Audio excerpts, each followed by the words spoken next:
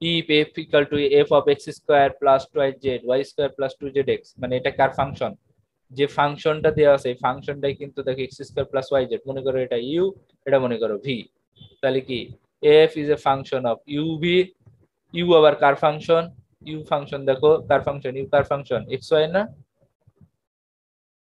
xyz sorry, u is a function of কি, u equal to কত ধরলাম আমি x স্কয়ার প্লাস 2yz, আর v সমান ধরেছি ধরো y square plus 2zx, 2zx, তাহলে বলো তো u কার function, u is a function of XYZ. x y z, আর v is a function of XYZ. XYZ. x y z। তাহলে diagram আঁকতে পারবা, তারপর এই অনুযায়ী কাজ করতে হবে। হ্যাঁ জি স্যার।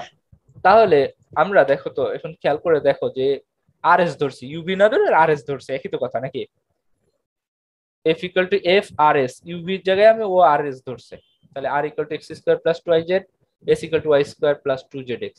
তাহলে ডায়াগ্রামটা কেমন হয়েছে খেয়াল করে দেখো তো, বের করতে বলছে কিন্তু এইটা ডানেরটা উপরেরটা খেয়াল করে দেখো, টার্গেট কিন্তু আমাদের এইটা সমান 0 দেখানো।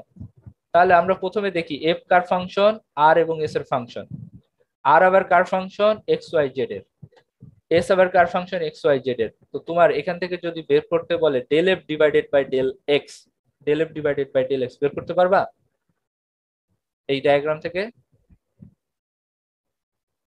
দেখো তো যেটা লেখা আছে ঠিক আছে কিনা, এটা বুঝতে কষ্ট হচ্ছে তোমাদের, বলো আমাকে। না স্যার ঠিক আছে।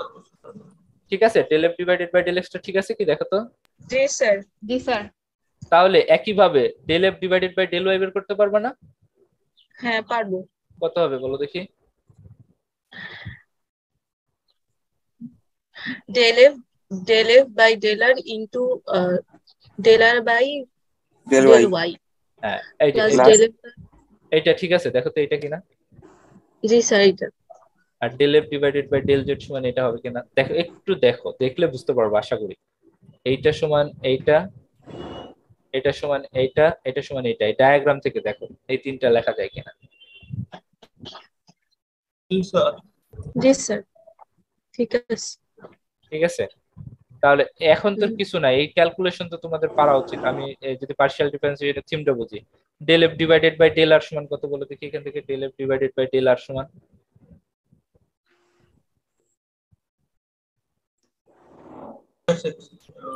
কত হবে পারবা?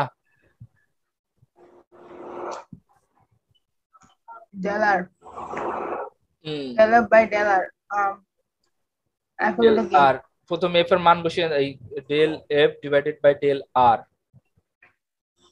কত হবে, এটা তো জানা নাই আছে, না এটাই রাখো আপাতত। ঠিক আছে, del f divided by del r ই রাখো আপাতত, রাখলাম। রাখলে কি হয়, del r divided by del x তুমি বের করতে পারো, পারো না? del r divided by del x এর মান কত এটা থেকে? 2x 2x, তাহলে সেই মানটা বসিয়ে দাও।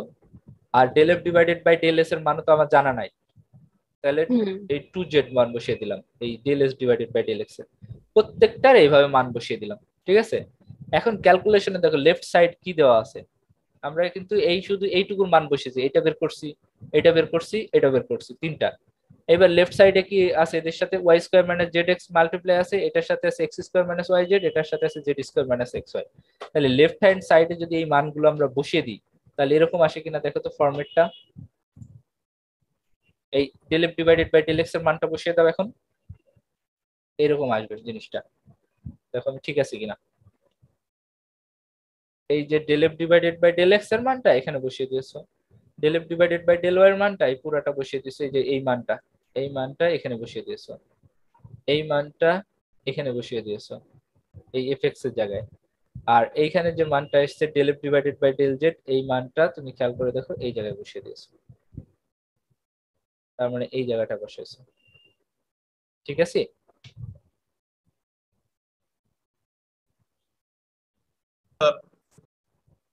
এখন সিম্পলিফাই করবা, সিম্পলিফাই করলে দেখবা যে এটার মান সব ক্যান্সেল হয়ে যায়। হ্যাঁ, ক্যান্সেল হয়ে গিয়ে এটার মান 0 হয়ে যাবে, এই সব ক্যান্সেল হয়ে যাবে, সবগুলো দেখবা ক্যান্সেল হয়ে যাবে, প্রত্যেকটা মান দেখবা যে ক্যান্সেল হবে। 2y স্কয়ার জেড তো cancel, 2x square y cancel, 2x Z square cancel, তাহলে জিরো জিরোর সাথে এটা মাল্টিপ্লাই করলে কত হয় 0, সেজন্য